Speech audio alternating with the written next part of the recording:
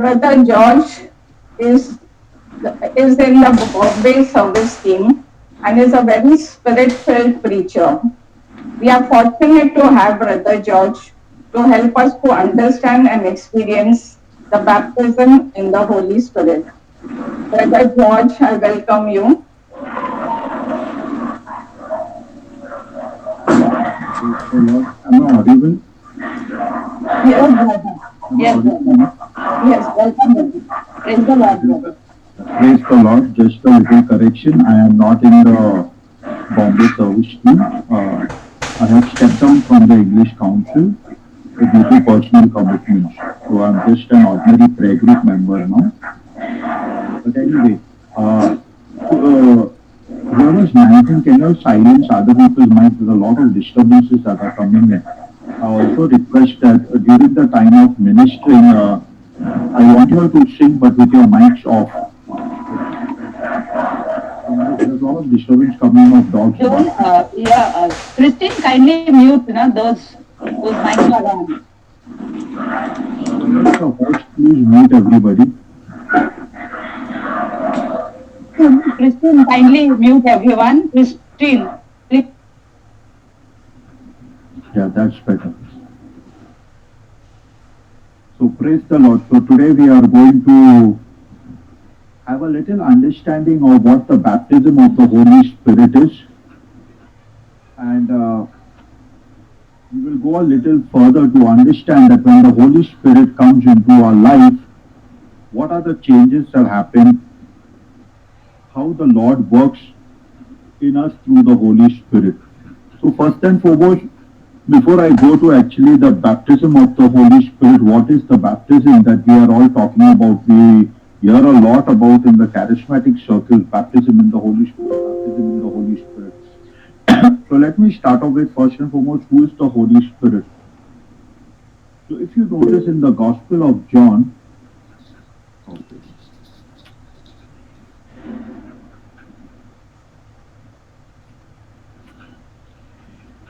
Now am I more clear? Now am I better? Yes, brother. Yes. Okay. So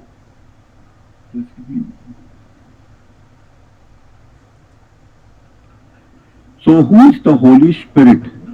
Now, according to Jesus, when he spoke to the Gospel of John, chapter 14, verses 15 and 17, he says, if you really love me, you will keep my commandments and obey my commandments, and I will ask the Father, and he will give you another helper, or comforter, advocate, intercessor, counselor, strengthener, standby. Now, this is what the scripture says, okay, that he is also called the comforter, he is called the advocate, he is called the intercessor, he is called the counselor, he is called the strengthener or the standby.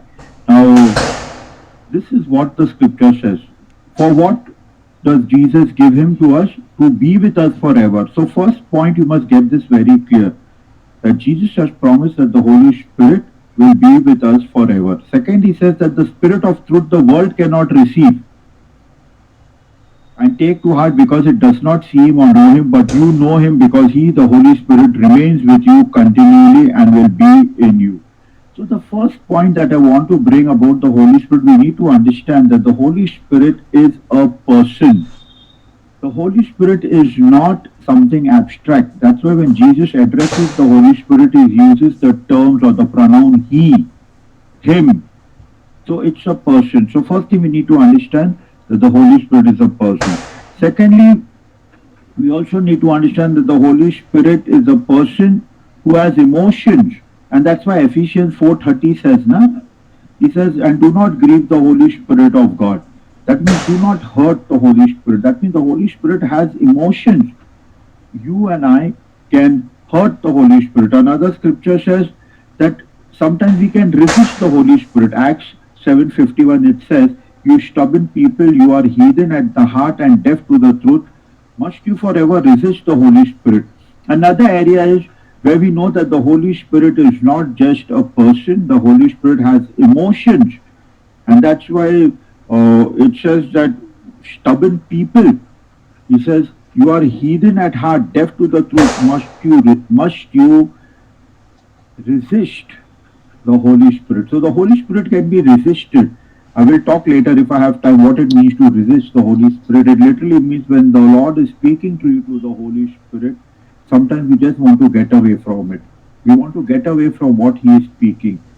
Because the Holy Spirit will speak through our conscience, the Holy Spirit will speak through the Word of God, the Holy Spirit will speak through situations, circumstances, He will speak through people, He will speak even through unbelievers. You and I cannot restrict the Holy Spirit that the Holy Spirit will only speak from here or there.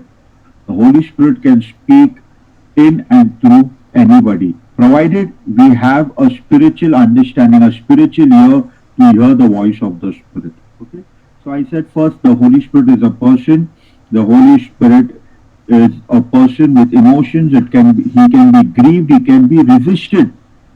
We may, what you say, he's trying to speak something. We may resist him. We can grieve him. We can hurt him. So first, he's a person. Second, he's a person with uh, emotion. The third is the Holy Spirit is none other than God Himself.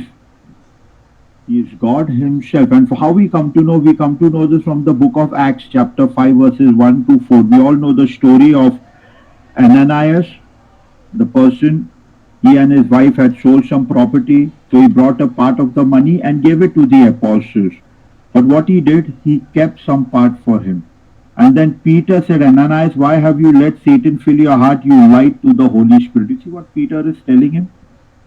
He's saying you have lied to the Holy Spirit. You have not lied to men, but you have lied to God. Further on, this is what he goes on to say.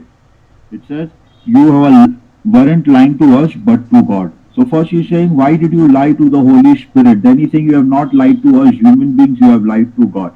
And so from this scripture, we come to know that where Peter is addressing the Holy Spirit as God, and he's teaching us that the Holy Spirit is a person, the Holy Spirit is with emotions, point 2, and point 3, the Holy Spirit is none other than God Himself.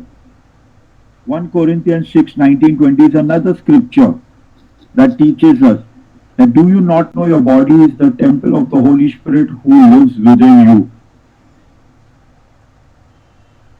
It says, who lives within you, whom you have received from God, you are not your own, you are bought at a price, actually purchased with the blood of Jesus. So honor and glorify God in your body. So this we understand. The first, the Holy Spirit is a person. Second, He is a person with emotion. Third, He is God. And imagine this God living in you and me. He lives inside you and me. So I would like to stop here first with these 4 points so that you understand very clearly the Holy Spirit is a person. Is a person. Secondly, the Holy Spirit has emotions. He feels. He can be grieved. He can be hurt. He can be resisted. Thirdly, we understand that the Holy Spirit is not just something like a person or something, but He is God Himself. And fourth, He lives inside us. He lives inside us. So at baptism, we experience what is called as that He lives inside us. So this is the basic understanding. Now let me talk to you something of understanding this whole concept of baptism in the Holy Spirit, especially among the charismatic circles. Now I don't want to speak much on the what all the Holy Spirit does for us, but I would like to speak on the gift. But before that, I would like to speak on something which is very, very important, what we call it as the baptism of the Holy Spirit.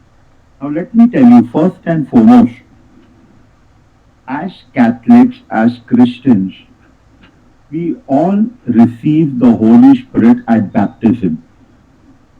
I repeat, the Church teaches us that we receive the Holy Spirit at baptism, what we call it as child baptism. Okay. Then at confirmation, where we are confirmed into the Church, where we are taught that we receive the Holy Spirit, we are confirmed and we receive all the spiritual gifts which are supposed to be manifested. Now, child baptism and confirmation is a faith experience. I repeat, it is by faith we accept that we have received the Holy Spirit during baptism, during confirmation, we have been confirmed. That is called a faith experience. By faith we believe. We may not feel at our baptism, none of us remember what was the feeling when we were baptized, or even at our confirmation, none of us had a, what you say, a tangible experience. I doubt any one of us in this group can say that no, at confirmation I had a tangible experience. I don't know. Maybe some might have got. So basically, that baptism, what we have received in childhood, is what we call it as a faith experience. The parents believe it in faith. You and I believe it in faith that I have received the Holy Spirit at baptism and at confirmation at the age of 14, 15, 16, whatever time we receive the confirmation. That is also a faith experience where the bishop will confirm us into the Catholic Church and pray for us to receive all the seven gifts of the Holy Spirit, wisdom, fortitude, and all the different gifts. Okay, so that is one part. That is one part. Now, what we call in charismatic terms as the baptism of the Holy Spirit is actually the manifestation of the Holy Spirit who is already there in us. He begins to manifest in our life. And how does he manifest? This happens either when there is a retreat or when there is a particular session. It can happen at that time. But let me tell you, it's not necessary. It's not necessary that people have a tangible experience only in a retreat or only at some seminar. It can happen to anybody, anytime. That is the Lord's doing, that He can give you an experience, a tangible experience. Here, what I'm talking is a tangible experience where you feel, you experience, as though you are touching something or something is touching you. That is what I'm calling a tangible experience. So we experience a tangible experience, not that we are getting the, according to the Catholic Church, that we are receiving the Holy Spirit at that time. The Holy Spirit is already there, but now what we are doing is we are experiencing Him tangibly. How? When we make good confession, when we repent, when we forgive, and then we are making a prayer for the infilling of the Holy Spirit. That's why we call it as infilling. That means once again, the Holy Spirit is already there, but He is becoming more alive to us. Not that He was dead, He is alive. The problem, we were dead. We couldn't sense Him. So when you talk about baptism in the Holy Spirit, it is like an tangible experience. That's why that time in the during the retreat, people start praying in tongues. People have different experiences. The gifts are manifested. Or in other words, in simple words, what I would share is at baptism. I'm just trying to give you an analogy, okay? So don't take it literally. Like at baptism, when we receive the Holy Spirit, it is like you receive your check. You know, someone gives you your check. Now, when you receive that check, you feel, okay, good, I received the check. But now, when you encash that check, you encash the check and you're getting that money in hand, you are physically touching that money that is coming to you. That's an experience, a different experience that, okay, now that cash is there in my hand. You see, at baptism, it is like you have already received it. You have already received the Holy Spirit. But you have not, like that check, till it is not encashed, you will not able to see that money in the physical. So, baptism in the Holy Spirit is actually just giving us a physical, a tangible taste. A tangible taste. Like I received the tangible taste during a retreat. Leela Mora, as I remember our sister Leela Mora, she was sharing, she was doing the Life in the Spirit seminar, but that day she couldn't go during the baptism of the Holy Spirit because of some other commitment, because her parents would not allow her for some reason. She couldn't make it for genuine reason. She was very angry and very upset that she couldn't go on that day when they were going to pray for the baptism or the infilling of the Holy Spirit. And so she was taking her clothes to dry. She was in Bangalore. She was climbing up the staircase. And at that time, as she was carrying the clothes to dry up on the terrace, suddenly she received the gift of tongues. So that's why I said we cannot keep God in a box thinking, okay, baptism of the Holy Spirit happens only at a prayer meeting or it happens only at a retreat. No, not necessary. It can happen anywhere. I know of a lady, a Hindu lady, who shared her experience that one day when she went to Mount Mary's, When she went to Mount Mary, when she went up to the statue on that mountain type, where the big statue of Our Lady there, and she was looking, she saw a pigeon coming and sitting on Mother Mary. And the moment the pigeon came and sat down over there, she burst out in tongues. She never knew what it was. She just started, she said, I never knew what was happening to me. I was praying and suddenly I started just doing some in her language मैं कुछ बड़बड़ बड़बड़ करने लगी मुझे पता भी नहीं चला कैसे हो रहा I did not know how it was happening and I began to speak in tongues. So you see, the baptism of the Holy Spirit is an experience which many people in the Catholic charismatic renewal or many people today are experiencing, where God is giving everyone a tangible experience. But just because others don't have an experience in a tangible way does not mean that they don't have the Holy Spirit. Because why I said we receive the Holy Spirit at baptism, what we or the confirmation is called the faith experience, and the other is called the tangible experience. What you and I have experienced is the tangible experience. But there are many people in our church who have not had the tangible experience, but they have a faith experience, they have the Holy Spirit. So don't try to discard others just because they don't pray in tongues or just because they are not in the prayer meeting. No. The difference is when you have a tangible experience, there is an inner transformation that happens. Why? Because now you're so what do you say? You become actively involved. You become actively involved. And so the baptism of the Holy Spirit gives us a tangible experience. And that is why when people go for retreats or people go for seminars, when people go for such programs, what they are experiencing is a tangible experience of the Holy Spirit. A tangible experience. But as the Catholic Church teaches us that we all receive the Holy Spirit at baptism.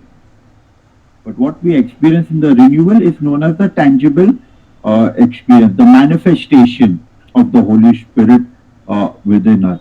So basically, understand that the Holy Spirit is a person, the Holy Spirit has emotions, the Holy Spirit lives inside us. Okay, as the Word of God says, we receive the Holy Spirit at our baptism itself. Okay, people of different faiths also, not just Catholic, people of different faith or people who come for retreats also experience the tangible presence of the Holy Spirit. That is as though the Lord Himself is pouring out His Spirit upon them. So basically, everyone has the Holy Spirit, but many of us in the renewal, we have a tangible experience. That's why you are here. That's why you join the prayer meeting. That's why you desire for more of God. So when people have a tangible experience, they desire for more. They want more and more. And that's why they join the prayer meeting. Their spirits become more alive to listening to God's word and praise and worship and all these things. Prayer becomes alive. Why? Because now you have had a tangible experience. So that is what the baptism of the Holy Spirit is all about. Now let me share with you a little before we can pray for the infilling of the Holy Spirit. I would like to read, when the Holy Spirit comes, He gets for us gifts. So sometimes you find many people, even though they are not in the renewal, but yet they are gifted. They are yet gifted. When they sing, there's a lot of anointing. When they pray, things happen. It is possible, not that it is impossible. That's why I said don't undermine other people. So basically, let's see now. I'm going to read from 1 Corinthians chapter 12, verses 7.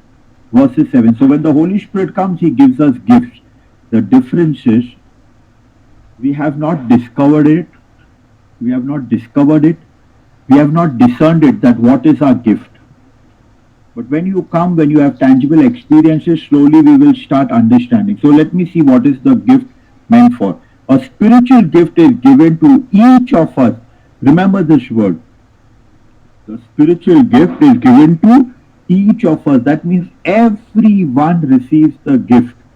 Not special people, not only leaders or co-team leaders or some priest or spiritual gifts are given to everybody. A spiritual gift is given to each of us so that we can help each other. You know why you have got the spiritual gift?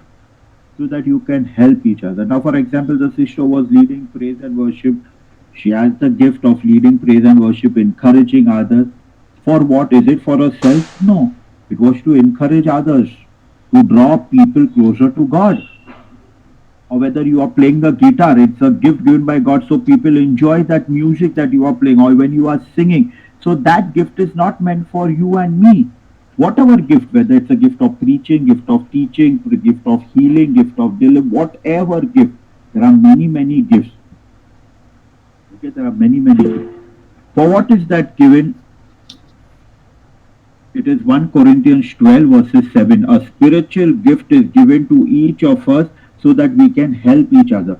So the first thing is that when you receive a spiritual gift, I want to give a very simple example. Don't only think about the charismatic renewal, think about your church choir. Not everybody from the charismatic renewal, but yet those people, because they have been baptized, the Holy Spirit is in them, and so their singing helps to make the mass more alive.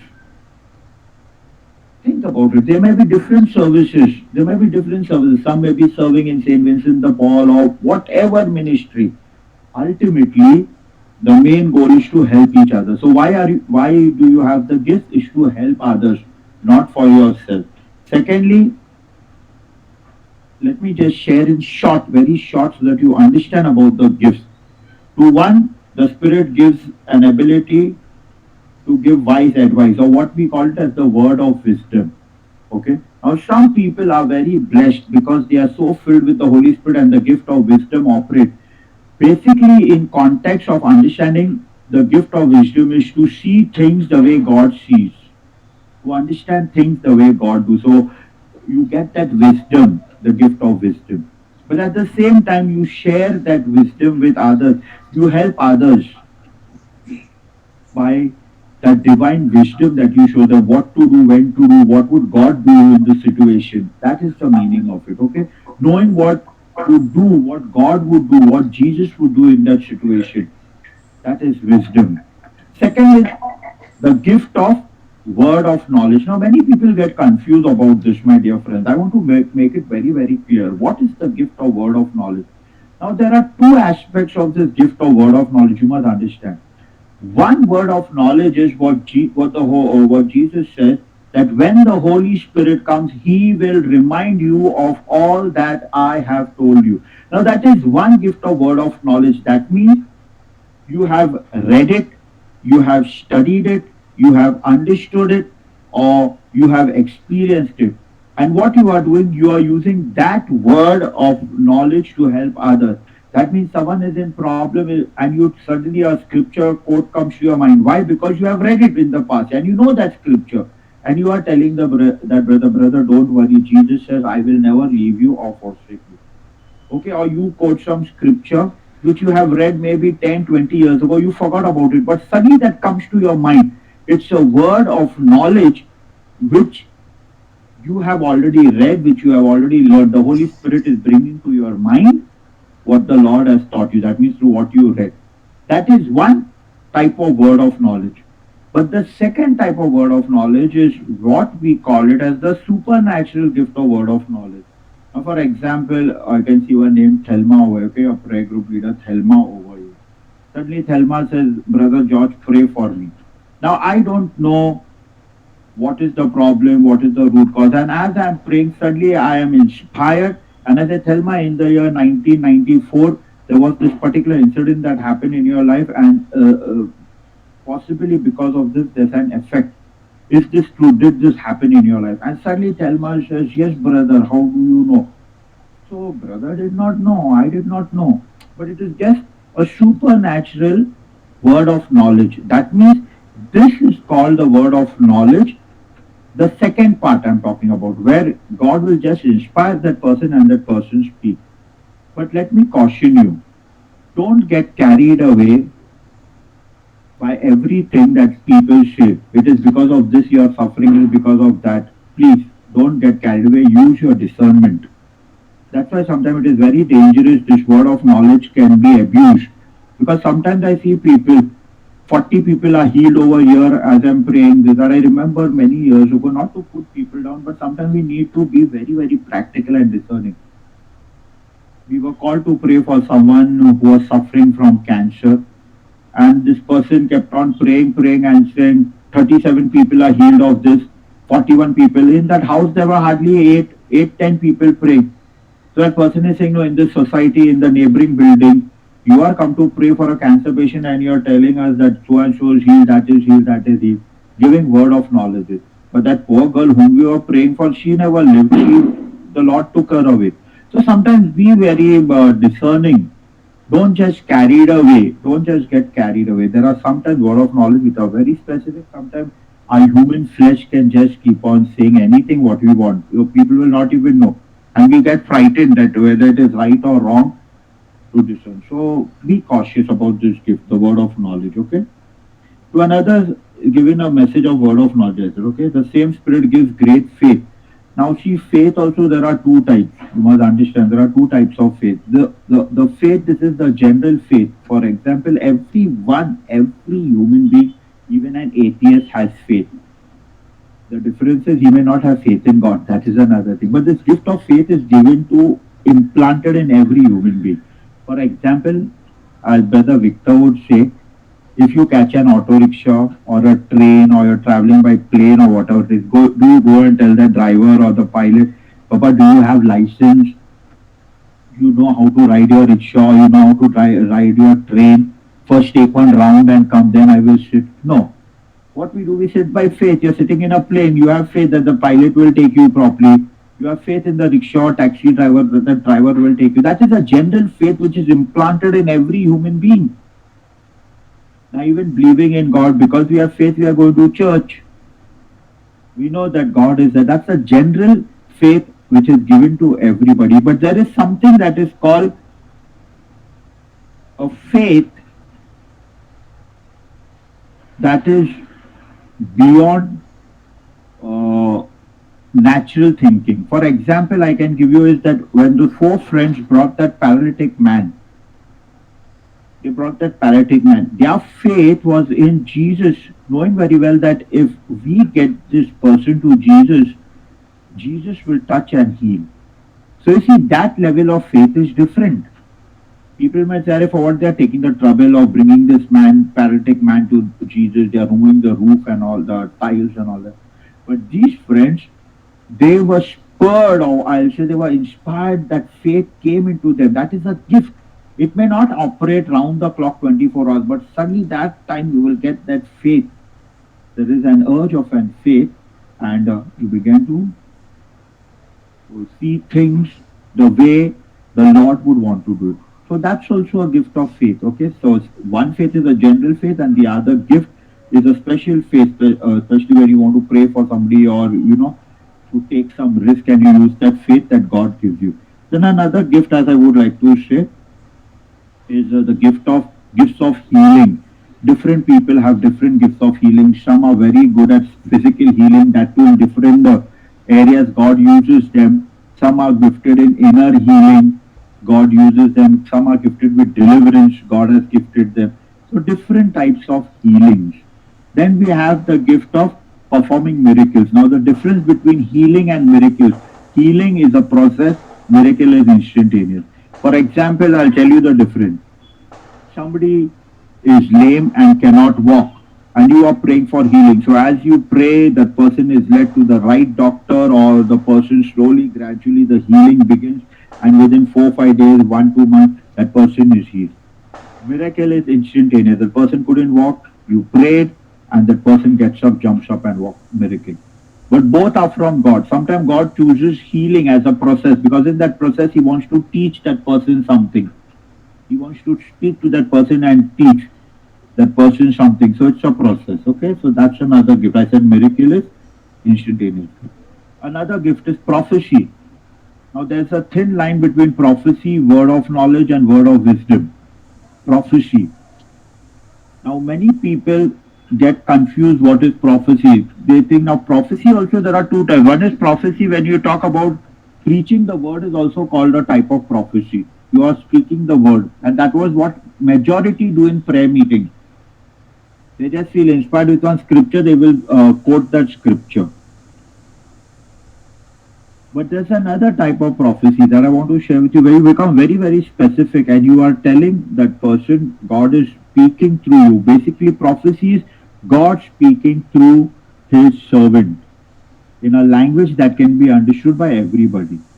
For example, some years ago, there was a prophecy in our prayer group, I will restore all that you have lost. 3 weeks later, a person comes and says that he was in heavy losses and the builder was not giving him the house keys. He had to pay more money. And after he heard the prophecy, he went by faith next day to the builder and he told that person, he began to share with him that it was not his fault, the bank had delayed and this, that.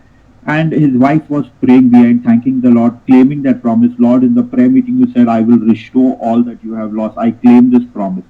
After 1.5 hour, the builder got fed up and said, okay, do one work, take this key. You can come right now and stay and forget about all that extra interest money and all you have to give me. You also be happy. This man said, praise the Lord, he came back. So these are also called very specific prophecies.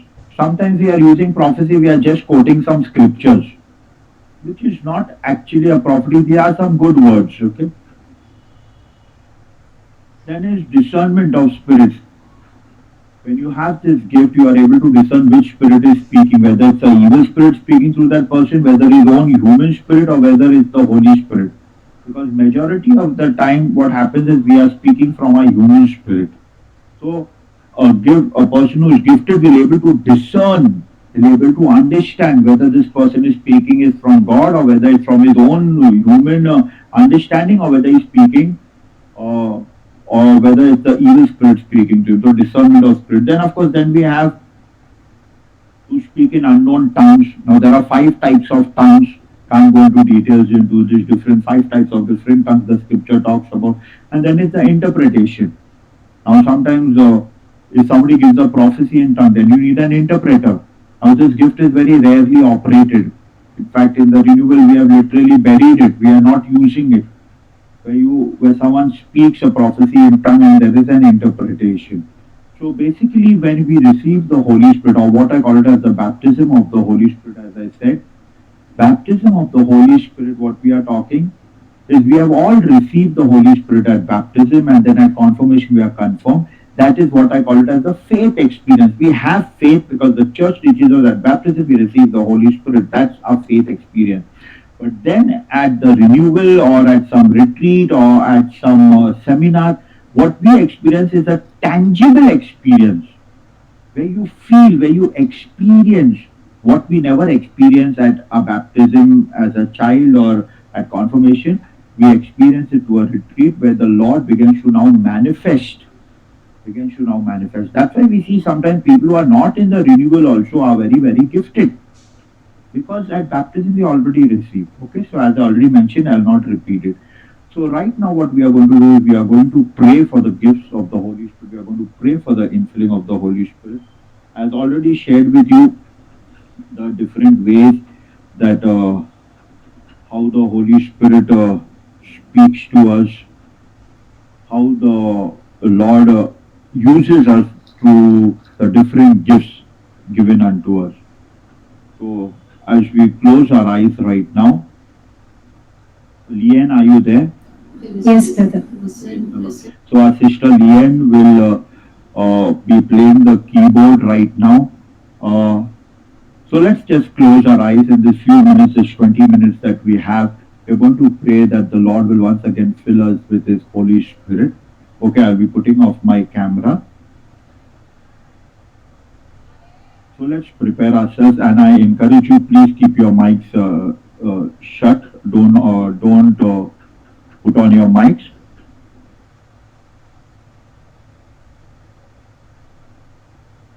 So let's come before the Lord with all humility. And as we come before Him, let us humble ourselves today, especially for the times where we have failed. As I told you, as the Word of God said, a spiritual gift is given for what? The spiritual gift is given to each one of us so that we can help each other. The times when we have failed to actually use the spiritual gifts that God has given us, we have kept it like that story of the talents. We just buried it and we kept. We did not use it for His greater glory. So let us ask the Lord to forgive us. Also, if for any sin that we have committed knowingly, unknowingly, intentionally, unintentionally, take this time. If there's any type of unforgiveness in our heart, because if you want to be filled with the Holy Spirit, then we need to also forgive others. Because if there is a sin of unforgiveness in our heart, God will not hear.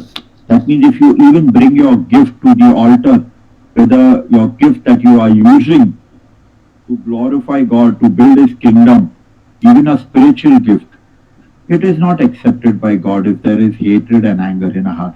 So during this time, as our sister Leanne will just take this beautiful hymn, Change My Heart, O Lord. Let her sing all alone. All what you have to do is take this time and ask the Lord for pardon. Tell Him, Lord, I'm really sorry. And if the Holy Spirit is going to do something very beautiful now, He's going to bring to your mind all those people whom you need to forgive also. So as our sister Liam will just play the keyboard and play the music, I want you to be silent, keep your eyes closed. You can plug in your earphones and or your speaker, whatever it is, but just be attention and take this time to tell the Lord that you are really sorry for everything. And at the same time, if George has heard you say, George, today in the name of Jesus, I forgive you. I hold no anger or bitterness. Yes, Liam. Rest of you just meditate.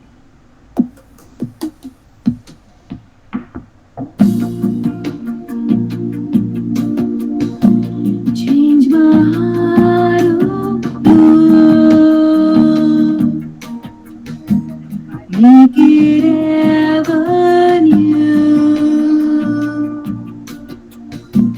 Change my heart, oh Lord,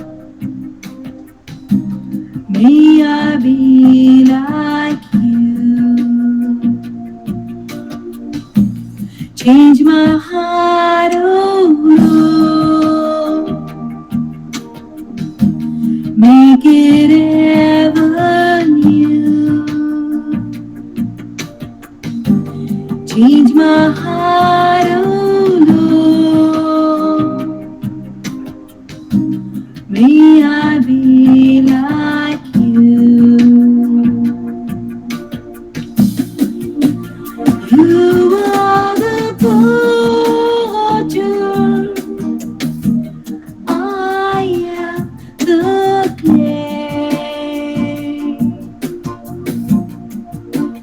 Mold me and make me.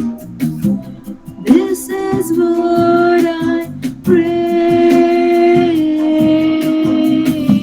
Change my heart, oh Lord, make it ever new. Change my heart, oh Lord, may I be like you. May I be like you.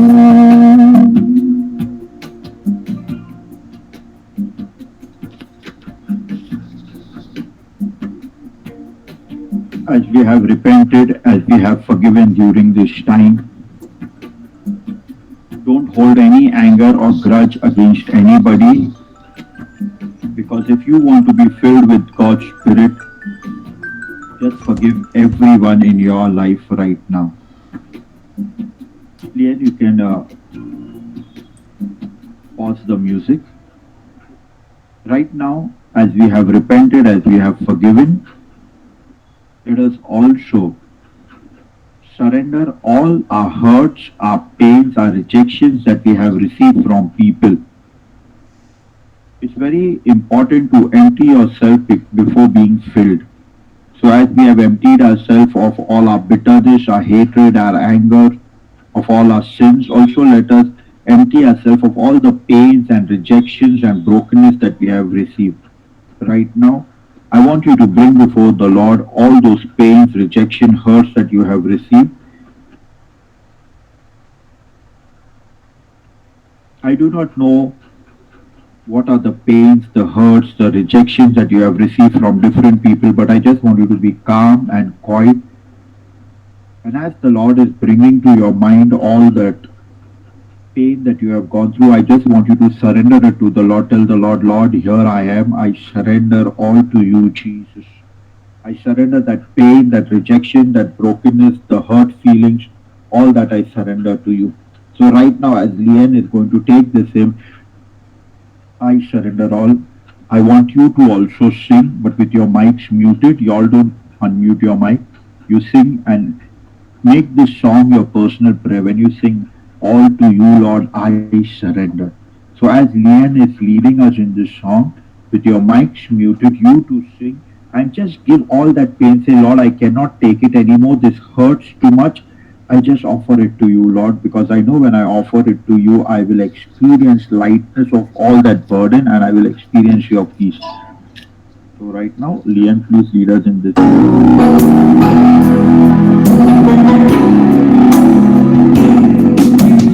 Oh, to Jesus I surrender.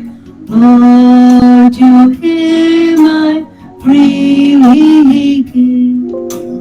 I will ever love and trust Him in His presence daily live. I surrender all. I surrender all. Oh, to Thee, my blessed Savior, I surrender all. I surrender all. I surrender all. Oh, to Thee, my blessed Savior, I surrender all. My dear friends, as we are surrendering our pain, allow the Lord to heal us. And right now we are going to pray, asking the Holy Spirit, welcoming Him once again. He is already there in us. But when we are singing, Holy Spirit, you are welcome, what we are actually saying, Holy Spirit, I want you to be active in my life. I must decrease and you must increase. At St. John said that he must increase and I must decrease. You say this to the Holy Spirit who is already living inside of you. The Holy Spirit is not outside. At baptism, He was there. But today you are telling Him, Holy Spirit, you who are living in me, I want you to take control of my life. I want you, when I am singing Holy Spirit, you are welcome. What I am doing is I am allowing the Holy Spirit to take over my life. That is what is actually the real meaning, because the Holy Spirit is already there in you. He is not going to come from above now. Even if He has to manifest a gift, He will manifest it through you because He is already inside of you. So I just want you to keep your palms or keep your hand on your heart or keep your palms open as Leanne will lead us with this beautiful hymn that says, Holy Spirit, you are welcome. So I will share the words with us as she is singing and I will give you instructions accordingly. So right now just close your eyes. You can place both your hands on your chest or both your hands open. But remember, you are speaking to the Holy Spirit. When you're saying Holy Spirit, you are welcome, that does not mean that the Holy Spirit is coming from above. The Holy Spirit is already in you. You are telling Him, Holy Spirit, you are welcome. That means to take over my life from now. You lead me, guide me. You begin to activate my faith. Yes, we have take this in. Holy Spirit, you are welcome.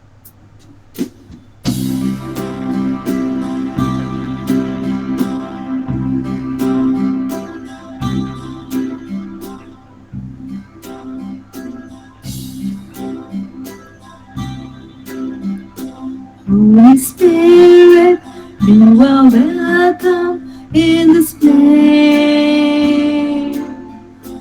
Holy Spirit, you are welcome in this place.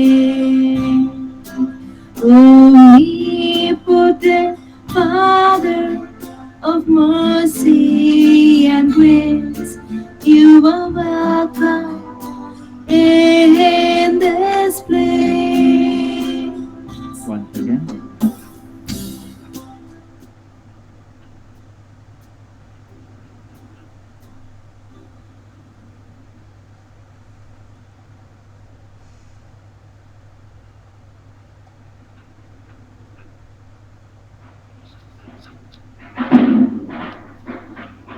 Okay, I will sing it right now.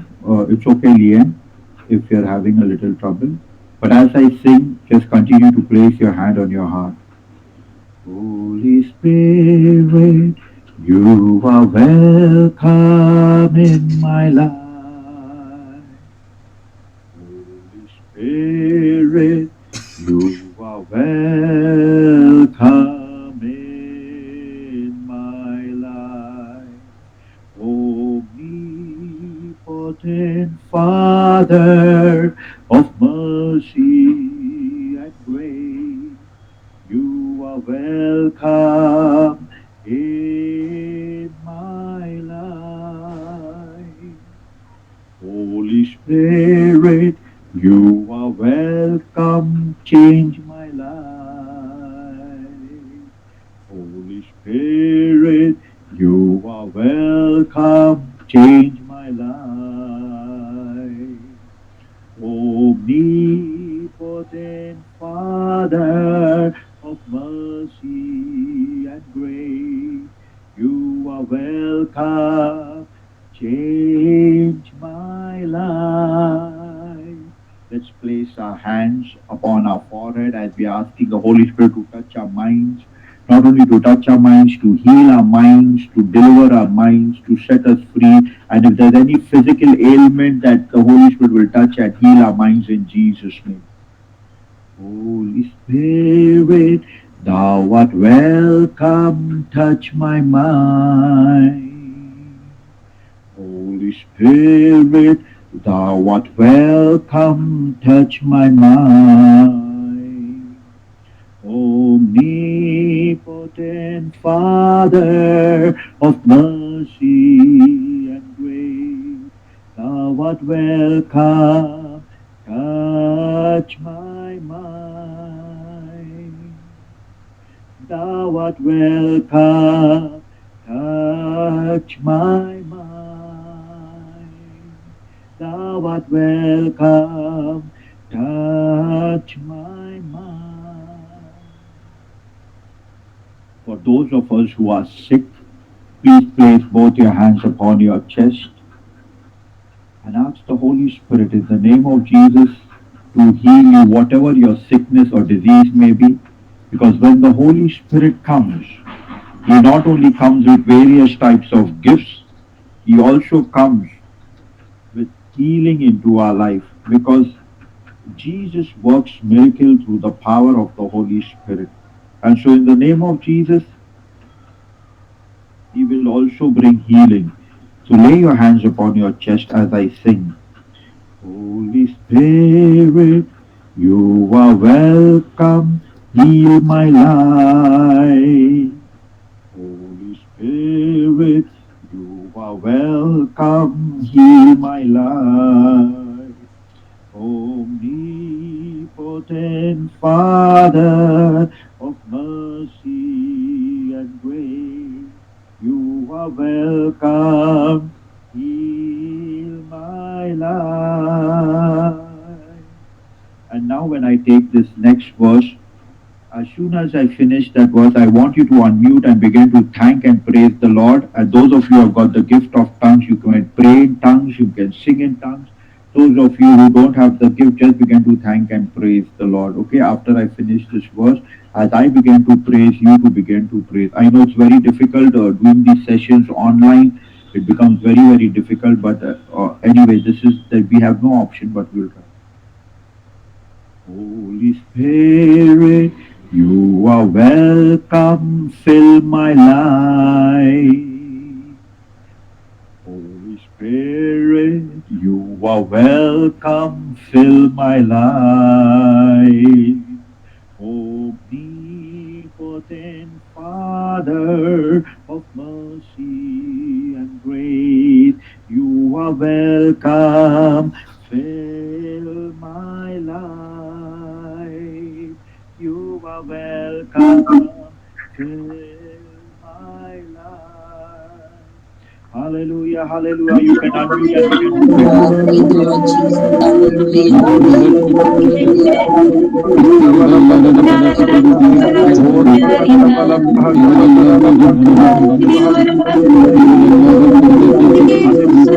Hallelujah. Hallelujah. The gift of the Holy Spirit that we receive the infilling of the Holy Spirit. Receive the gift and the challenge of the Holy Spirit. Holy Spirit, I want you to begin to touch their lives, oh Lord. And fill with the Holy Spirit. Let everyone have an experience of the Holy Spirit. In the name of Jesus.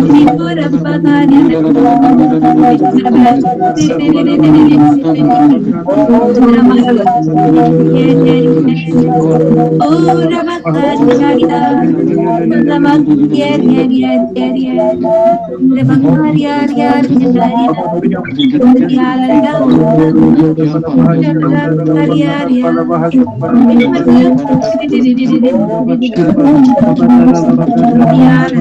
Hallelujah, hallelujah, praise God. Thank you, Lord.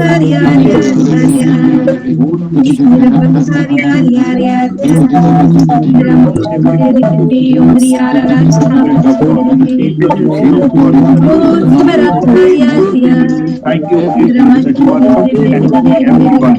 Touch everyone. Touch everyone. Hallelujah. Praise the name of in Jesus' name. Jesus, we glorify the name of God. We glorify the name of God.